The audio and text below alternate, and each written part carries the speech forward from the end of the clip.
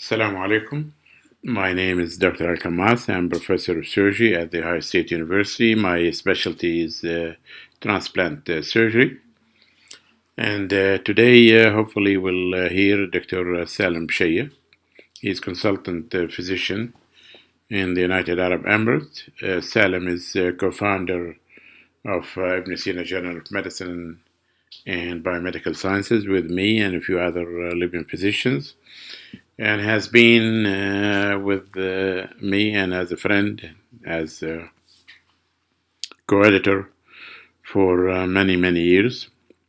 He has really great experience with as an editor as well as a reviewer, and today he's going to share with us his experience with reviewers' comments and how you answer them. And especially in this era of COVID-19 and the corona, we're going to receive many manuscripts trying to deal with the quick publications as we are dealing with the pandemic. دكتور سالم, the podium is yours, وتفضل بارك الله فيك ومشكور ومشكورين كل الاودينس وكل من جاء وحضر. الله يبارك فيكم. Research in the college, the Dubai College for Girls. And the 2/3 of the time will be spent on how to revise your paper and respond to the peer reviewers. Okay, and I'll tell you later on why we have chosen this specific aspect.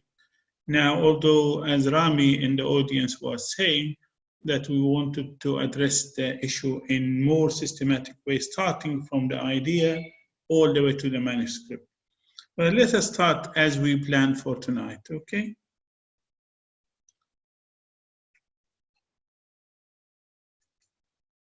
Yeah, okay. So that's the first one. I was preparing this presentation. I was thinking what were the possible academic links of coronavirus pandemic 2020. I think perhaps the most important thing was the pressure on academia and on clinicians, researchers to try and understand the virus and understand the reasons why it went that way and the risks associated. The other thing also, what to do about it, i.e. the management. Do we have any evidence-based management? No. So what anecdotes they have to implement? Can they work on first principles, which is analogous situations like the two coronaviruses that happened before? Also, it is important that whenever you come across any clinical problem, part of the academic and quality assurance aspect is to ask yourself, how well did you do in that one? Also something else, which is the crisis management, something probably relevant to our own country, as it is not the habit for physicians to actually get trained properly in crisis management. We just learn medicine, practice medicine, and then get stuck to one of the management roles. Whereas many other countries now insist that people who are going to undertake management roles should actually get trained properly, i.e. go through a course of health management, MBA, etc., etc. And this is very important how to do that. You can see what's happening in Europe. They started to fight amongst themselves to try and resolve this crisis. Also, the implications for education and training. It's very important that we know that we have younger generations that are going to live after this episode, and so it is their right to be trained properly by doctors, engineers, school girls and boys, etc., etc. And also research and documentation of everything that's happening, because we don't have that luxury to go back and have another pandemic to learn from it. So what we have to document everything. We have to think about everything, document it. the cases, the movement of patients, etc., etc. And also important to try and learn and translate either both to and from other circumstances. For example, if you think of the research and you think of education and training, you can think, for example, the situation we have in Libya, for example. Now the world has moved completely into the situation of distant learning. What is going to mean to us? Are we going to be able to learn from that? Are we going to be able to join efforts from various medical schools, institutions? We have a vast country, and learning from that can actually be significant. Also, patients may be now practices going into telemedicine. Telemedicine is something very relevant to practice in Libya, for example. A patient could be seen in Sabha or Ghadames or Ghat or whatever, and actually with a clinician at the other end in Tripoli or Benghazi or Misrata or Zawiya, who is capable of helping, can actually be seeing or talking to a physician like what we do now, and discussing the case and giving an advice on the patient. So the patient will save coming over 1,000 or 500 kilometers, etc., etc. So this is very important. These are all what come up or came to my mind when I was thinking about the academic aspects of coronavirus pandemic. There are corona research questions that are specifically for specialists. And here I can show you, this is the SARS-CoV-2 and COVID-19, the most important research questions. And these experts has put in 9 questions: virus transmission, asymptomatic and pre-symptomatic virus shedding, diagnosis, treatment, vaccine development, what was the origin of the virus, and the viral pathogenesis. So these are questions for the experts in the infectious disease, virology, etc., etc. Whereas, as was asked to talk about corona publishing, for the remainder of us, also we can contribute. We can document and study the local epidemiology. We can think of what were the national strategies that were adopted. For example, you take one country and they say, okay, we're going to pick the Italian experience. Okay, but that country is not Italy. So what was the translation of that strategy into the reality? And what was the benefit of learning from it? Also, there are issues about coping, either being institutions, localities, regions, or even at the national level. There are other studies that can be done. They are relevant, and you can see actually some of them came from China, looking at the CAD studies, which is knowledge, attitudes, and practices of either the public, nurses involved in this, doctors involved in patients with corona, and learning from the adaptations for the future generations, they said, particularly in education and exams and training, and how that can, it is forced upon us now, but how can that actually be made for future? In resource-limited settings, these are the most things we can do. You can study local epidemiology, you can review national strategies, you can collect data on all of these. But also at the bottom line there is the editorial and bibliometric analysis. One can have a group, focus group, and think of what are the anxieties of the patients, what are the anxieties of the families, what are the healthcare professionals. One of the things that I've actually been trying to learn more about is, for example, is doing bibliometric analysis. And I'll show you some of this. This is something that actually work in progress.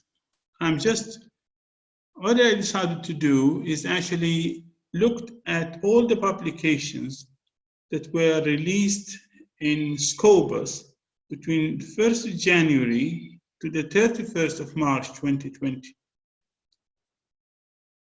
And if you know Scopus, this is a database that more powerful in its analysis, in its ability to quantify than PubMed. I'm sure all of you know PubMed and use it, or PubMed Central. PubMed Central, its beauty, it has a lot of, it's focused on medicine, but it also does not give any quantification. Whereas if you think in terms of Scopus, it's different, because you can have the numbers of everything easily presented. Show you, this should be, yeah, this one here. This is the articles that were released between 1st of January to March 2020. You can see here, this is the type, this is what we call bibliometric analysis. Within 3 months, 710 papers, at the average of 7.8 papers per day. If you look at the articles types here, original research articles, less than half, 322. There's so many opinion-based articles, such as letters, notes, editorials, review articles in such a short time, even short surveys, but I think people have not had a lot of wrong issues there. You can see them, although most of them come from China, majority are in English. Only a small number in Chinese language, few in German, Norwegian, Spanish, Italian, and others, including French. The corona epidemic or pandemic has made a record from a bibliometric point of view. If you can see here, can you see my mouse moving? Can you note? Yes, we can see. Yes. You can see, okay, fine. That's fine. So you can see here, open access exceeded the other types, which is the subscription only. So it is the first time ever publishers put everything or almost everything in open access. And so much of high proportion being released in press online without being assigned to issues. So you can see that there's a crisis in real clinical practice, but also there's a crisis in trying to learn and catch up. I have to go back to the slide before that. Yeah. This is another method of bibliometric analysis. It's called this citation. This is the top 5, although normally we do up to top 10 or 20 articles that have actually been cited. You can see here the citations 243. This is within 3 months. Okay, you can see all of them are from China, and all of them are in top journals. And these are the most cited ones are actually the research articles. And these are the various epidemiological and clinical documentation and so on. So everybody who, whatever you had any information, the editors will be prepared to study it very hard and release it quickly as soon as possible for people elsewhere to learn from. Okay, so I think this is the coronavirus in a nutshell when it comes to publishing. On the assumption that somebody is working in Tripoli or Benghazi or Sabha or anywhere, and you have ideas you want to study, similar to what I exemplified earlier, and you want to send it for publication. Nothing gets published nowadays unless it is peer-reviewed, and this has been for the last probably 100 years. Peer review is the principle for quality in scientific publications. Therefore, when you send an article to a journal, it has a set way of going through the journal mechanisms. And one of the most important steps is actually when you get it reviewed by others. Because once you publish anything, it does not become your property. It belongs to us all. And therefore, it is important that actually the material that goes on record in the literature is a valid opinion. And that's why the peer review process. These are the things I'm going to discuss to describe the common path for submitted manuscripts, describe the peer review principles and processes, discuss the common reasons for rejection. I'll take 2 examples, discuss the practical steps of revising your manuscript once you receive an opinion from an editor. And I'll give you also how to understand or how to interpret the various verdicts, as we call them, editorial verdicts, okay? And how to work and get your paper revised, hoping for acceptance. Okay, so these are the outlines. I'll just go through that one. So once you send an article, the corresponding author will make a submission. Nowadays, almost all submissions are online. Nobody sends hard copies. Immediately, you get an acknowledgement, but that is a technical acknowledgement, okay? So you know that you actually filled in all the right boxes and sent the required files. If it is a big journal, then the editorial staff will be the first to receive it. Editorial staff, they have rules. They will check that everything is right. You have put the main manuscript, you have the covering letter, you have the figures, you have the tables, okay? You have you signed in the editorial, the copyright forms. All of that is done by the editorial staff. Once they have satisfied themselves that you've done that right, you submitted the right types of files in the same layout, okay, then it will go for an editor. The editor will look at it, and there are here 2 important decisions the editor will decide. He will decide whether he's going to reject your paper completely, or actually he will say, there's something in it, I'm going to actually send it out for reviewing. And this is the technical term, sending it out, okay, for peer reviewing. Or he will say, this is not appropriate for us, or it's not really, it's outdated, or the numbers are not really right, and so on. And I give you examples of why people get rejected outright.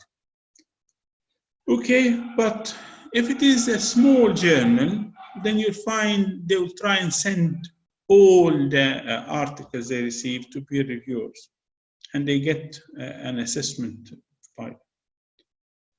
Once you send them for the reviewers, you have to wait, the editor has to wait till the response comes back. Once the response comes back, the editor will study the paper again, and he will study the responses for the editors, and then he will make a decision.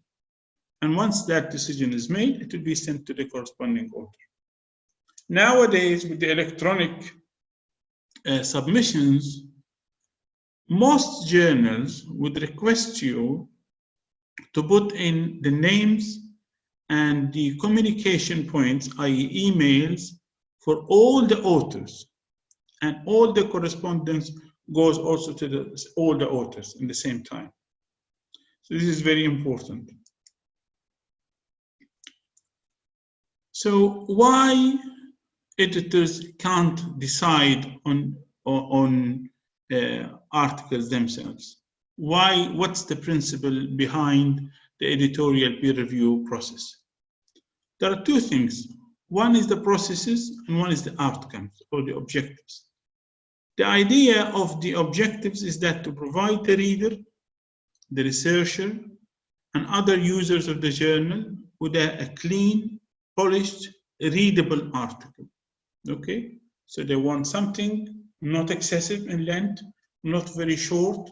It introduces the subject, describe the methods, tell us what are the results, interpret the results, and make a conclusion. That is a paper. Okay? And the reviewer's task is to try and make everybody work towards that goal. Also, because it is a peer-reviewed journal or peer-reviewed literature, it will reduce the bias. You cannot write something which is totally unacceptable, totally inappropriate, totally wrong, because you think that is the way it is. If you can't convince your peers, then it's not supposed to be released to the readership. Okay? And also it ensures that the published research adheres to ethical standards and for biomedical publishing, i.e.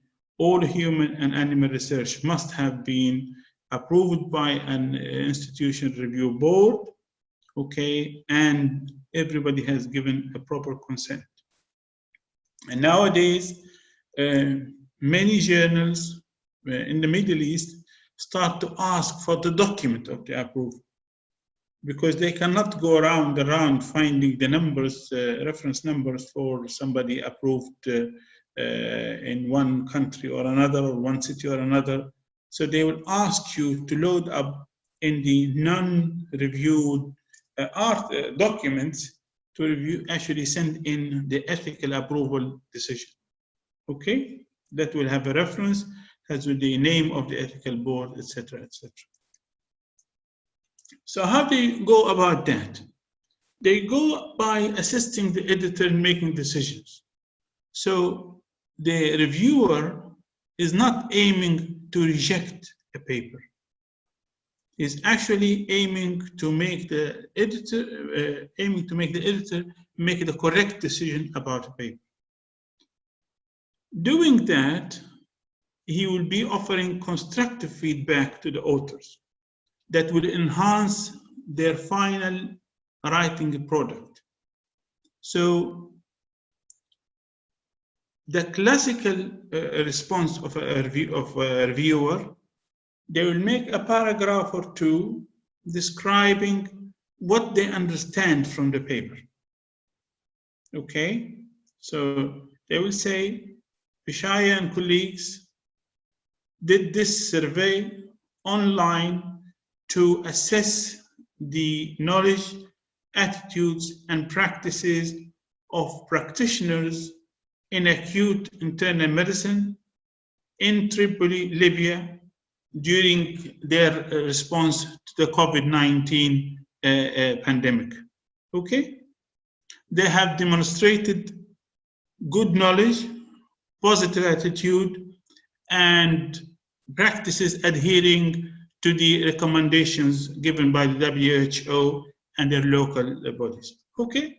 So this is a duty for the reviewer to write. What did he understand from the paper? And then he will say, some of them will say, I have no objections. The paper seems to be well written. I have no specific comments. This is rare. So most of them will actually pick a few things and correct a few things. They will actually say, I would rather you describe this way, I'd rather do that. There are a few language errors, please comment. And they will give you list of things to correct so that the article looks better, okay, and improves. Also, by doing that, they will help you think more critical of yourself, improve your writing skills, and also help the editor and the other reviewers, because what happened in the same time you send your peer review response, when the editor makes a decision, he shared out with the other reviewers. So for example, I never, unless I'm really tight for time, or it is completely different from my area of interest or skills, most of the time, actually, I accept to review things. I normally do them on Friday morning, wake up early, actually sometimes even set them like tonight, Thursday night, leave them ready when everybody's still asleep, and I do them. Normally for a paper, it takes about 2 to 3 hours to review a paper. But I learn from it, even at my age. So it's very important that you learn, because when the editor makes a decision, he will share with you what the other reviewers have said. And I have had my days. I had times that actually I did a very good job, and other times actually other reviewers were much more clever than me. So it is very important. So at the end of the day, there is a winning for everybody. Some journals give you a long list like this. You don't have to read it. But I think some journals will ask you to say, can you go through this one here? If you can see here in this particular journal, they have highlighted specific points that actually they want you to make sure that they are done. Okay? Okay. So now you submitted your paper. The editor said, okay, it looks fine, although it's in dermatology, but I'm not a dermatologist. So let me send it to a reviewer. Reviewers came.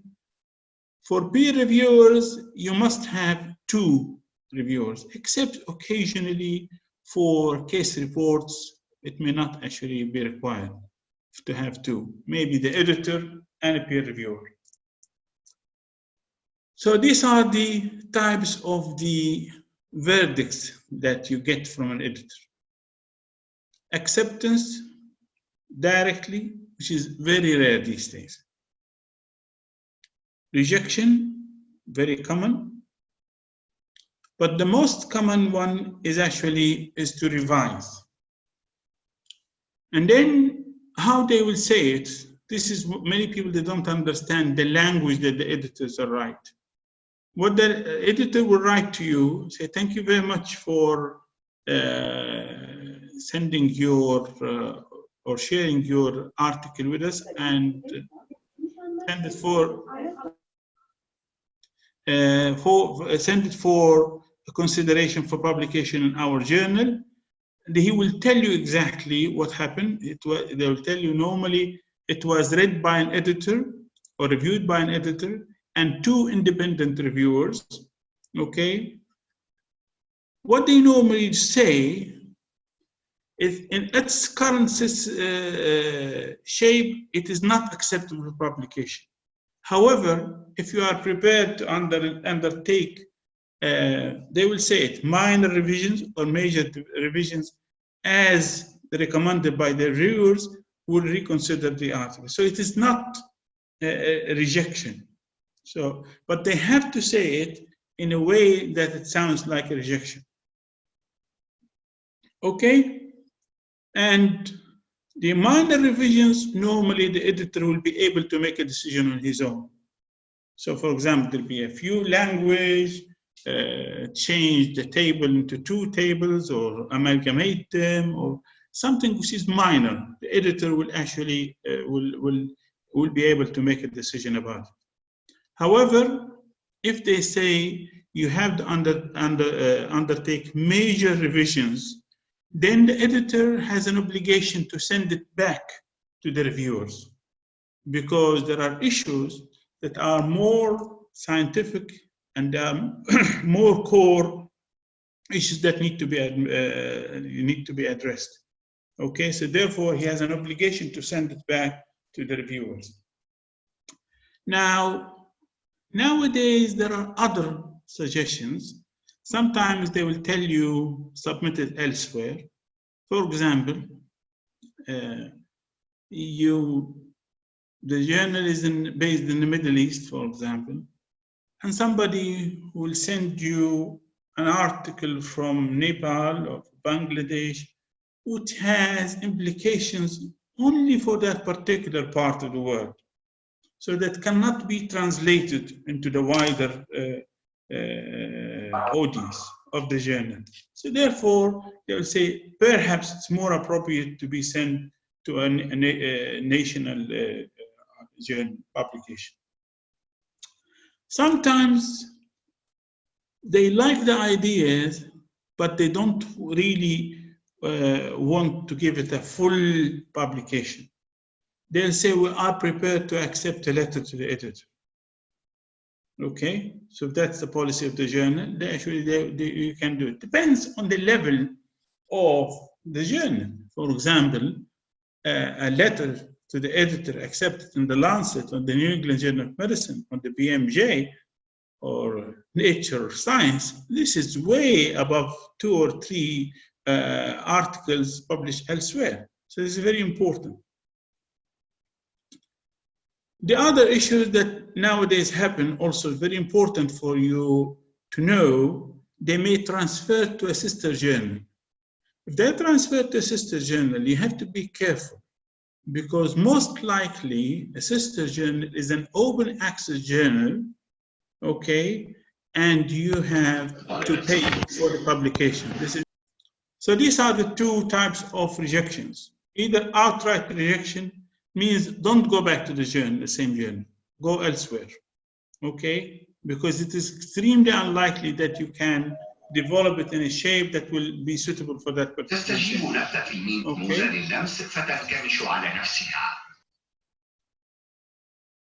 Okay. Okay, or rejection after a peer review process, then depends on the contents of the peer review. Samira, can you mute? Yeah, Samira is, I think, open. Okay.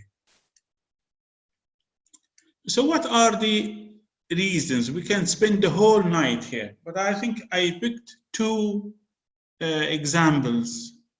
Published work from the Headache Journal. Here they analyzed retrospectively the submissions from 2014 to 2016, including 784 submissions were received and 336 immediately rejected. 430 went on to peer review. The overall rejection rate was 62%, which is appropriate for a major journal. Okay, and after the peer review was 35%. These are the 6 most common reasons for rejection after peer review. There are flaws in the methodology, so there is an issue with the research itself. There are poor reporting of the methods, poor statistic analysis, overstatement of conclusions. This is very important because sometimes patients, authors will have a small sample and they want to stretch their conclusions, overstating them. Sometimes they will say this is more than this, or greater than this, or higher than this, or better than this, or whatever, or worse than this, whereas these statistics actually do not support that. Or there are problems with the outcomes, the covariates, or the problems with the control or the case group. Okay, so these are the comments in a real scenario. This is the other example. This is academic medicine. This is the journal that's published by the deans of the medical schools in America. This is the analysis of the academic medicine editors' reasons for not sending manuscripts out for peer reviewers. Here they included nearly 370. between December 2014 and December 2015, and the rejections were prior to external review. Okay? And they have the editors, these are the papers written by the editors themselves. They have identified 9 categories of rejections.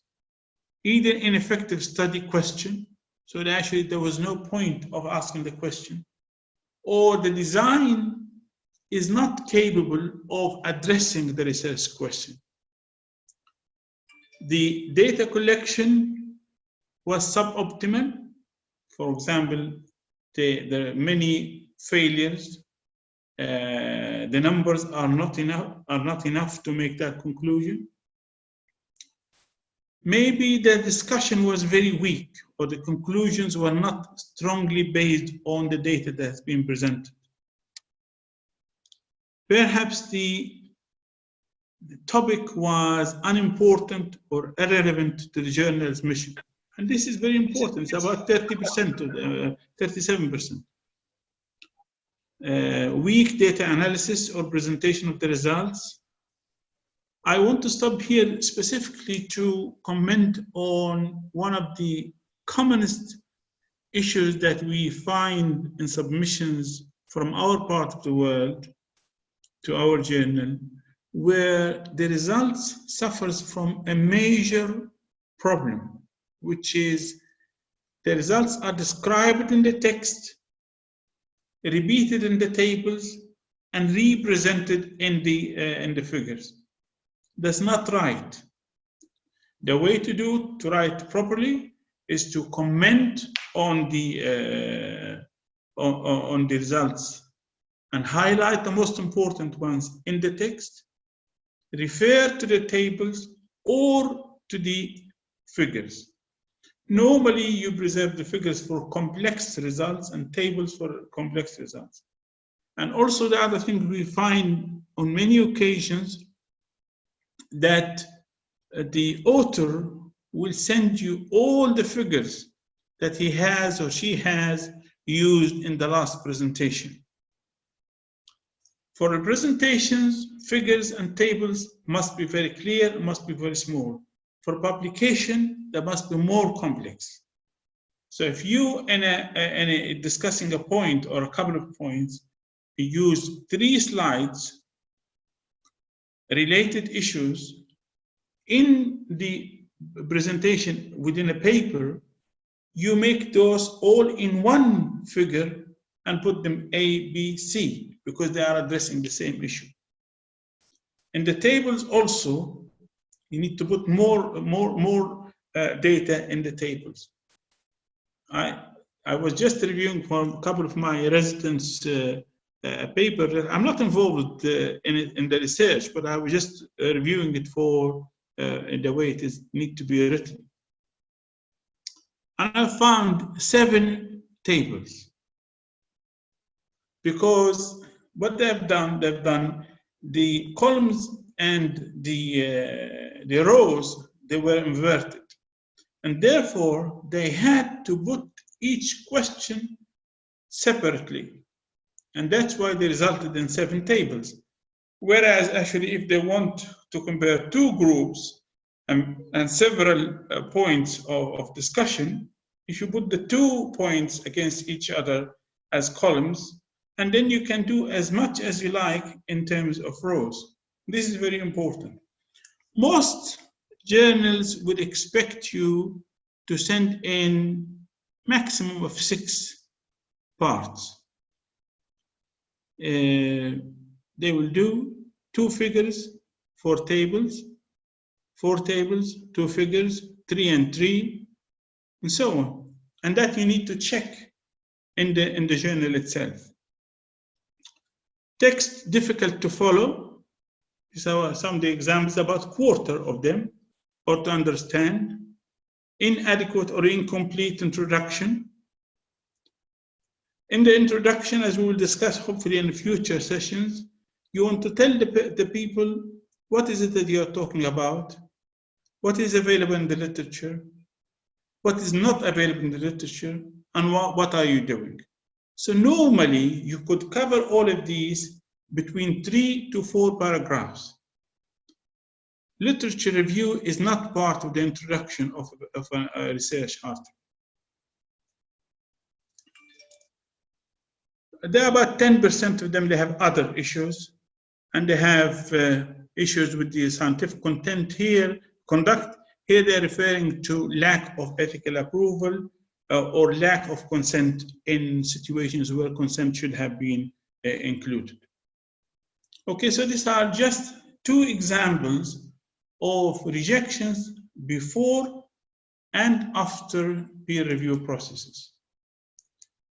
Okay, so how can you respond to the reviewers?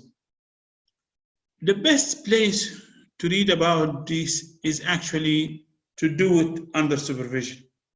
But there are various editorial articles and guidance and so on. But if you read it itself, you do it once or twice, you learn how to do it. I'm going to show you examples of that.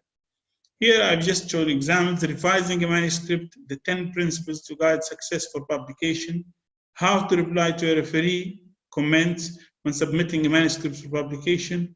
And this is another journal here. They were actually doing a series of 1 page each, effective writing and publishing scientific papers, responding to reviewers. And this is the subject for today.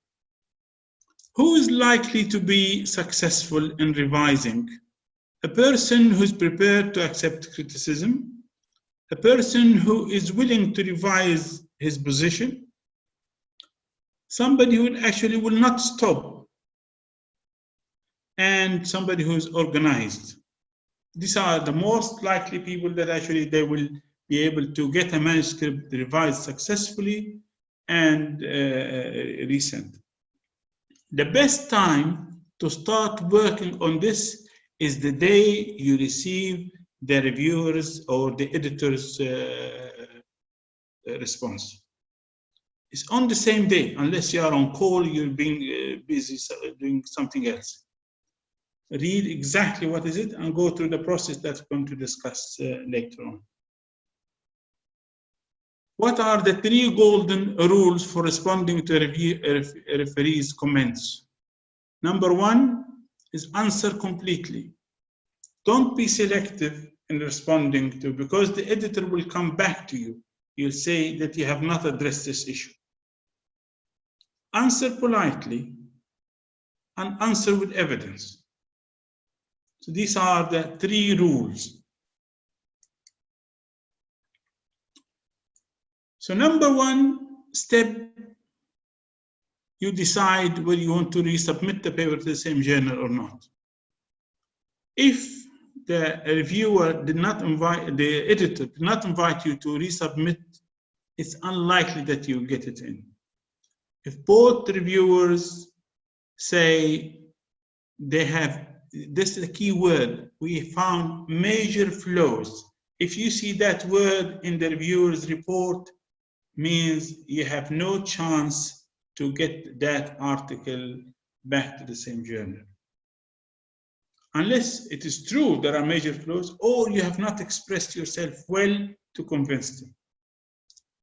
If you have not understood something, perhaps you can contact the editor, okay? We don't do it nowadays because most people can just do it by email. And prioritize the reviewer's comments. Approach the reviewers as a consultant rather than adversary.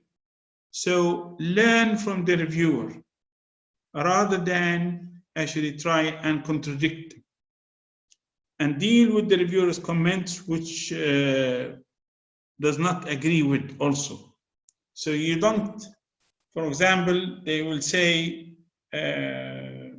data was incomplete in this section, so on. You don't make a blind eye on that.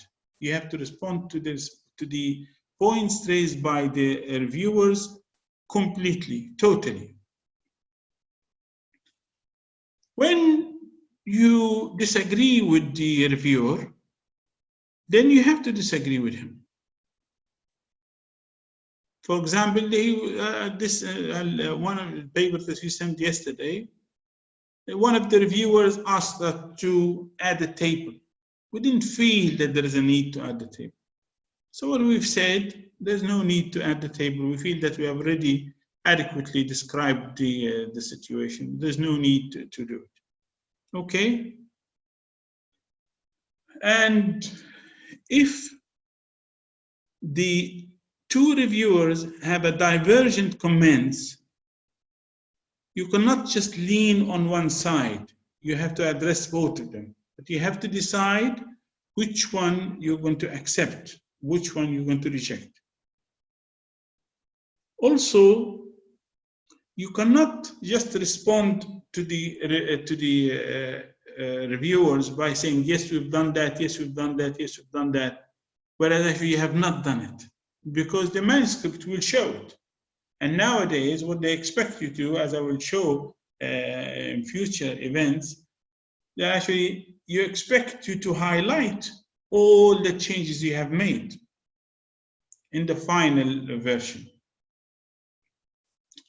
If a reviewer or an editor asks you to shorten the manuscript, don't argue, just do that. The other thing, remember there is a gap between the time you submit, the time you get a decision, and the time you're going to send back. Always check, particularly if your subject is very topical and changing, check that actually something else has come up or so on. So always check the literature again. Don't say there's nothing in the literature, whereas actually there have been 3 papers in the interim.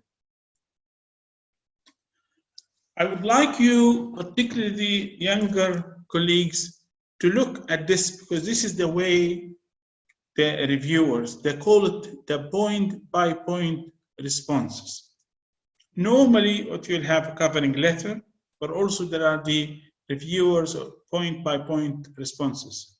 What you need to do, if it is an email or a document, you copy all of that in Word file.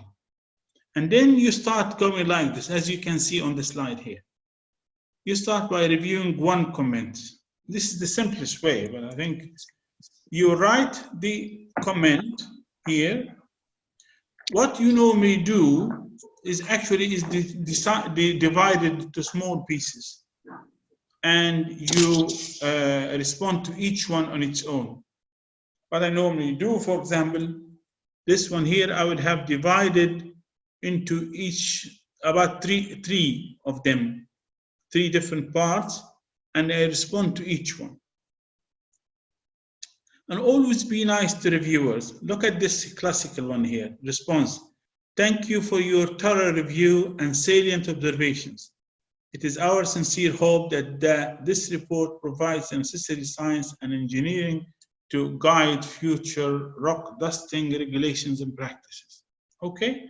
Because this reviewer is all positive. He did not make any negative ones. Okay? So look at the second one here. Reviewers 2 comments. Could it be advisable to look at other international standards? A reference table could be handy. Here the response, the authors agree. We have added a table of rock dusting requirements for various international guidelines, etc., etc. Okay? So, to sum up, we have about 10 minutes to discuss. In case of revised verdict, revise and resubmit, then provide a full point-by-point response to all the reviewers' comments, structured in the way I've shown you as an example. Author's response to the interviewer in respectful tone, and changes in the paper where, if you've done that, or where it is done, and provide a marked revision for your paper. In case of a rejection, don't get frustrated. Motivate yourself quickly. Better start working on the paper as soon as you have a verdict, whatever it is. because the data is still in your mind, your authors are still co-authors are still working in the same institution, and then revise and resubmit to a different journal. Always important to get all the co-authors' approvals on the decision to revise and the decision to resubmit, and actually on the document itself. Many corresponding authors think that this is their job. They will do it on behalf of others. This is not really true.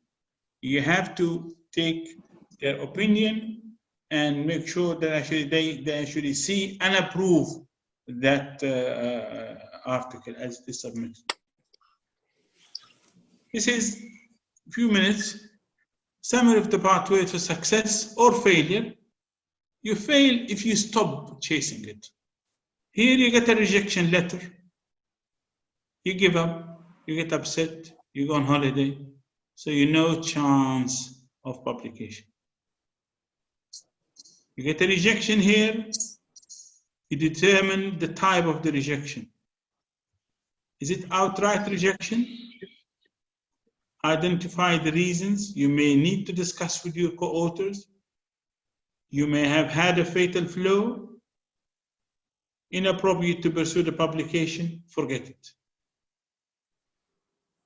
Maybe the reason it was not suitable for that particular journal. If there are any comments from the editor, incorporate them and submit to more appropriate journal. There's a reasonable chance of submission there.